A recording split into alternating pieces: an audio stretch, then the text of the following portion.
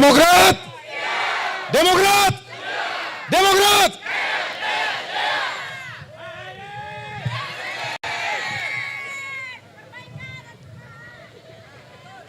Bismillahirrahmanirrahim. Assalamualaikum warahmatullahi wabarakatuh.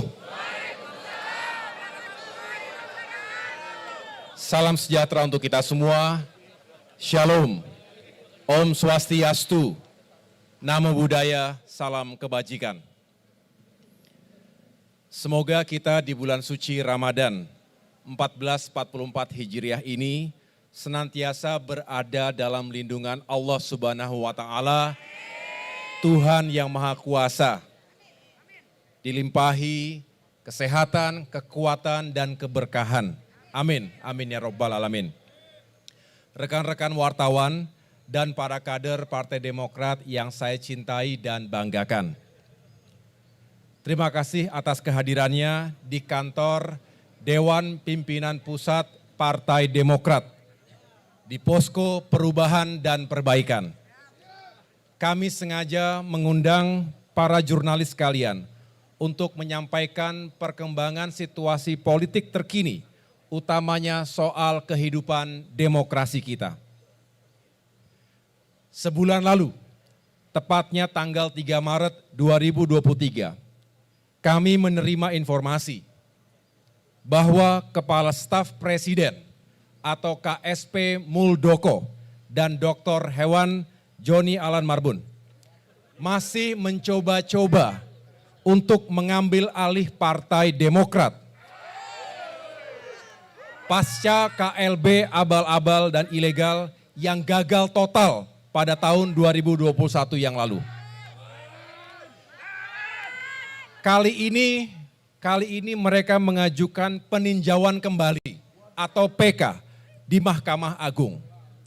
PK ini adalah upaya terakhir untuk menguji putusan kasasi MA dengan nomor perkara 487 KTUN 2002 yang telah diputus pada tanggal 29 September 2022. Alasan KSP Muldoko mengajukan PK adalah karena ia mengklaim telah menemukan 4 novum atau bukti baru. Kenyataannya, bukti yang diklaim KSP Muldoko itu bukanlah bukti baru. Keempat novum itu telah menjadi bukti persidangan di PT UN Jakarta, khususnya dalam perkara nomor 150 G 2021 PT UN Jakarta yang telah diputus pada tanggal 23 November 2021. Secara resmi, hari ini tim hukum kami akan mengajukan kontra memori atau jawaban atas pengajuan PK tersebut. Kita yakin Demokrat berada pada posisi yang benar. Pengalaman empiris menunjukkan sudah 16 kali pengadilan memenangkan Partai Demokrat atas gugatan hukum KSP Muldoko dan kawan-kawannya. Saya ulangi, sudah 16 kali Partai Demokrat menang atas gugatan hukum KSP Muldoko dan kawan-kawan. Artinya skornya 16-0. Dengan demikian, dilihat dari kacamata hukum dan akal sehat. Saya ulangi, dilihat dari kacamata hukum dan akal sehat kita, tidak ada satupun celah atau jalan bagi KSP Muldoko untuk memenangkan PK ini. Namun, situasi hukum di negeri ini sedang mengalami pancaroba. Tidak menentu, ada ketidakpastian hukum. Baru-baru ini contohnya, tiba-tiba saja Pengadilan Negeri Jakarta Pusat memutuskan agar pemilu 2024 ditunda. Situasi hukum yang tidak menentu itu ada kemungkinan diakibatkan oleh tekanan dan kepentingan politik pihak tertentu. Bagian dari elit dan penguasa di negeri ini. Apalagi kini sudah memasuki tahun politik menjelang pemilu 2024. Tekanan dan kepentingan politik ini bahkan bukan hanya masuk dalam ranah hukum. Dunia olahraga kita pun kena imbasnya. Sebagaimana kita tahu, penantian panjang rakyat Indonesia ditambah masa persiapan 3 tahun agar tim sepak bola nasional berlaga di Piala Dunia U20 harus kandas. Hanya karena ada kepentingan politik pihak tertentu. Saudara-saudara, sebenarnya bagi kami, mengangkat kembali isu terkait upaya KSP Muldoko untuk mengambil alih Partai Demokrat sudah tidak menarik lagi. Karena kami yakin saat ini rakyat sudah sangat paham karakter dan perilaku tidak baik dari KSP Muldoko. Khususnya dalam kehidupan politik dan demokrasi Indonesia. Bahkan banyak senior saya di TNI dan juga senior KSP Muldoko merasa malu dengan perilaku KSP Muldoko. Menurut mereka perilaku KSP Muldoko tidak mencerminkan sikap kesatria, apalagi patriot sebagai prajurit yang pernah digembleng di Lembah Tidar. Tetapi yang lebih menarik lagi sekarang, betapa perilaku tidak terpuji tersebut seolah dibiarkan begitu saja. Padahal yang bersangkutan adalah Kepala Staf Presiden Republik Indonesia. Hal ini juga yang sering diperbincangkan banyak kalangan, baik di dalam negeri maupun di luar negeri. Saya ke luar negeri, ke beberapa negara, banyak yang bertanya, kok bisa terjadi seperti itu di Indonesia? Dan seolah-olah dibiarkan begitu saja. Untuk itu, saya bermusyawarah dengan seluruh pengurus dan pimpinan Partai Demokrat, baik di tingkat pusat hingga tingkat kabupaten kota, untuk menyikapi perkembangan situasi politik ini. Konkretnya tadi kami melakukan Commander's Call atau apel pimpinan dengan 38 ketua DPD dan 514 ketua DPC serta 1.800 anggota DPRD provinsi dan kabupaten kota di seluruh tanah air secara online. Hadir juga secara fisik para elit partai seperti Majelis Tinggi Partai, Dewan Kehormatan, Dewan Pertimbangan, Mahkamah Partai, dan fraksi Partai Demokrat DPR RI serta pengurus harian Dewan Pimpinan Pusat Partai Demokrat. Pada forum tadi, kami mencermati dan membahas berbagai aspek, baik hukum maupun politik. Saudara-saudara sekalian, KSP Muldoko mengajukan PK pada tanggal 3 Maret 2023, tepat 1 hari setelah Partai Demokrat secara resmi mengusung saudara Anies Baswedan sebagai bakal calon presiden. Forum Commander's Call berpendapat, PK ini bukan tidak mungkin erat kaitannya dengan kepentingan politik pihak tertentu. Tujuannya jelas, menggagalkan pencapresan saudara Anies Baswedan. Forum juga berpendapat, ada upaya serius untuk membubarkan koalisi perubahan. Tentu saja salah satu caranya adalah dengan mengambil alih Partai Demokrat. Karena Demokrat merupakan salah satu kekuatan dari perubahan selama ini. Apalagi beberapa praktisi hukum mengatakan bahwa proses PK bisa menjadi bagian ruang gelap dalam peradilan. Ada celah untuk masuknya intervensi politik.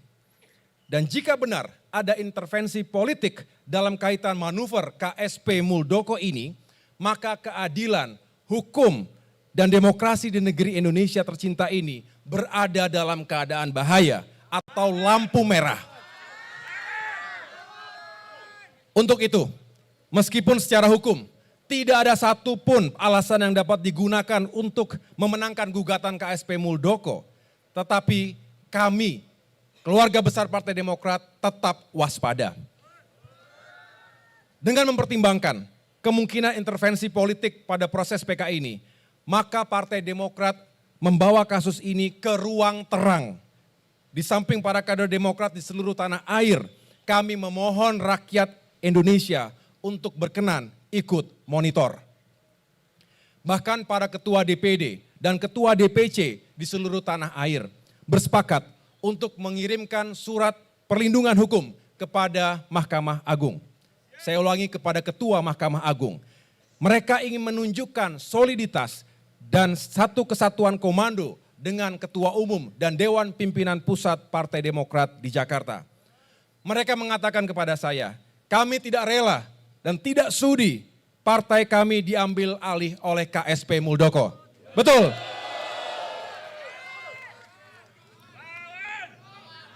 Saudara-saudara sekalian, kami menyadari ada resiko yang harus kami tanggung dalam mengusung bakal calon presiden yang tidak dikehendaki oleh rezim penguasa. Bahkan sejak tahun lalu, perwakilan kami di tim kecil Koalisi Perubahan pun sudah menyampaikan resiko ini, bahwa bukan tidak mungkin sekelompok penguasa akan meradang dan KSP Muldoko akan mengajukan PK-nya untuk menghambat laju Koalisi Perubahan ini.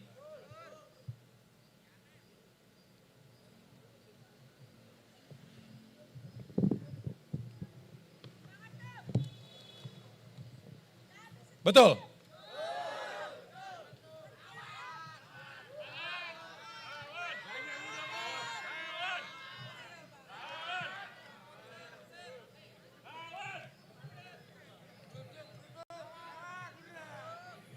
Saya ulangi, sebetulnya sejak tahun lalu kita sudah mengingatkan ini bakal ada PK, tetapi pasti sangat politis. Tujuannya adalah membungkam oposisi, Partai Demokrat adalah partai oposisi, dan juga menghadang termasuk berpotensi membubarkan Koalisi Perubahan. Kini dugaan itu terbukti. Tetapi kami, seluruh pimpinan, pengurus dan kader Partai Demokrat siap. Kami siap lahir dan batin. Siap semuanya? Kita siap untuk mempertahankan kedaulatan partai kita. Dengan segala cara, dengan segala sumber daya yang kami dan kita semua miliki. Tidak gentar sedikit pun. Kita akan hadapi segala tantangan dan resiko yang ada di depan mata. Siap semuanya? Kesadaran ini semakin memperkokoh tekad dan semangat kami. Menjadi lebih giat memperjuangkan harapan rakyat. Banyak sekali persoalan rakyat yang harus dicari solusinya bersama. Inflasi meningkat, harga-harga kebutuhan pokok naik, sementara daya beli menurun. Pendapatan juga menurun, angka pengangguran meningkat, kemiskinan semakin meningkat, hutang meroket.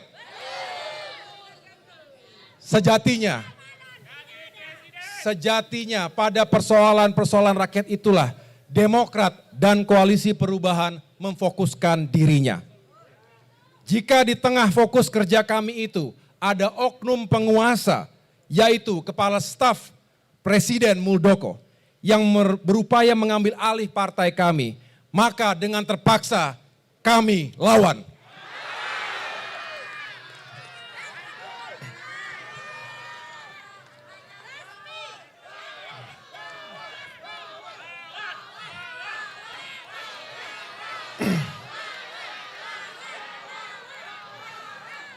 Kami yakin, Gusti Allah mboten sare. Tuhan tidak pernah tidur. Kebenaran yang hakiki tidak akan pernah bisa dimanipulasi. Jika terhadap perilaku oknum penguasa ini pun pimpinan negeri diam dan bahkan cenderung membiarkan, kami juga tidak akan pernah mengeluh. Ingat, pemegang kedaulatan tertinggi di negeri ini bukanlah individu, bukanlah sekelompok elit atau golongan, melainkan rakyat Indonesia. Maka kepada rakyat, kami meminta dukungan dan bantuan. Bersama rakyat, kami akan berjuang. Akhirnya, dengan memohon ridho Tuhan Yang Maha Kuasa, kami percayakan kepada tim hukum mewakili Partai Demokrat untuk menyerahkan kontra memori peninjauan kembali atau PK kepada Mahkamah Agung melalui PT UN Jakarta. Kepada para pengangku hajat hukum di Republik ini, dengan segenap kerendahan hati, kami mengetuk hati nurani dan akal sehat Yang Mulia. Semoga Yang Mulia istiqomah dan menolak segala bentuk intervensi politik agar kelak menghadirkan keputusan hukum yang berpegang teguh pada asas kebenaran dan keadilan. Demikian pernyataan pers saya. Terima kasih atas perhatian dan kebersamaan ini. Wassalamualaikum warahmatullahi wabarakatuh.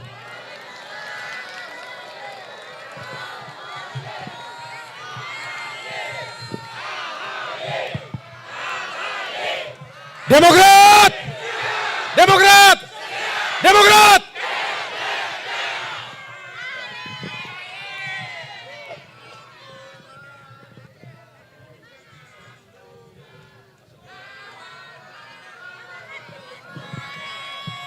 Baik.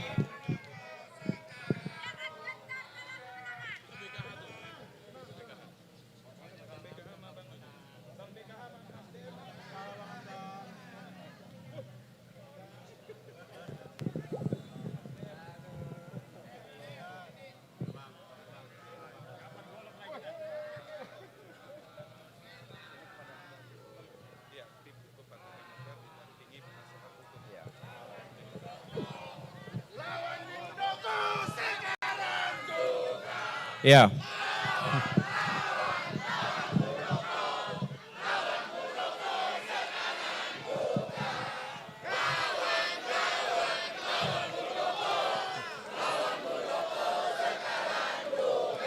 Baik. Terima kasih. Saya akan serahkan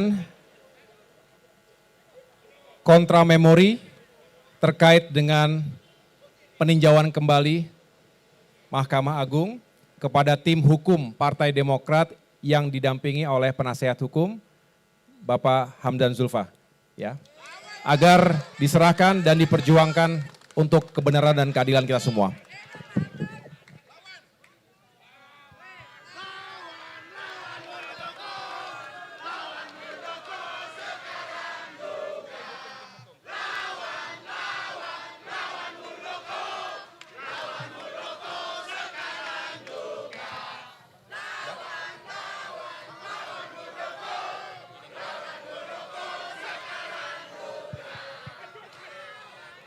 Makasih. Makasih. Ini mau mengawal ini. Terima kasih. Terima kasih, sampai ketemu lagi.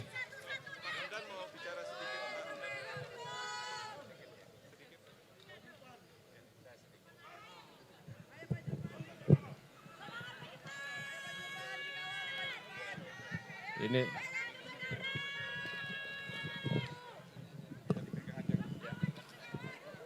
baik, terima kasih Pak Ketua Umum, Sekjen, dan semua kader Demokrat yang saya hormati. Kami sudah meneliti dan membaca dengan seksama seluruh dalil-dalil dalam memori permohonan peninjauan kembali dari Pak Muldoko. Dan kami sudah mempelajarinya dari berbagai aspek dan dari berbagai sudut. Ada dalam dalilnya 4 novel yang diajukan, tetapi setelah kami mempelajari dengan saksama bahwa keempat novum itu sudah pernah diajukan dalam sidang di PT UN. Nah, jadi 2 novum yang secara nyata, konkret, dengan nomor bukti yang sudah diajukan dan diajukan kembali yang dianggap sebagai novum. Itu jelas bukan novum. Ya. Kemudian yang kedua, ada 2 yang dianggap sebagai novum adalah berita-berita media yang baru dikeluarkan, tapi inti beritanya adalah hal-hal yang sudah pernah dibicarakan pada saat PT UN. Jadi keempat-empatnya kami menganggap bukan novum, tidak ada sesuatu yang baru. Kalau dalam hukum itu novum itu adalah bukti baru yang memberikan informasi baru yang jika pada saat sidang pengadilan pertama itu diajukan, maka putusannya akan berbunyi lain, berbeda. Tapi sekarang ini buktinya sudah diajukan dan informasi yang sama dengan di PT UN. Kemudian yang kedua, yang diajukan adalah ada kehilafan nyata dari hakim.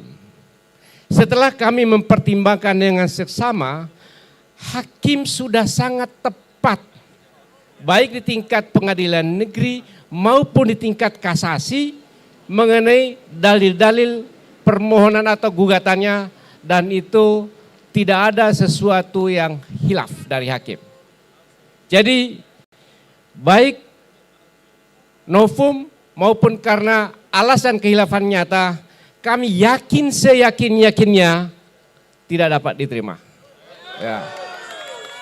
Saya kira itu keterangan singkat dari saya. Kami yakin dari aspek hukum permohonan PK ini tidak memiliki dasar dan secara hukum harusnya ditolak.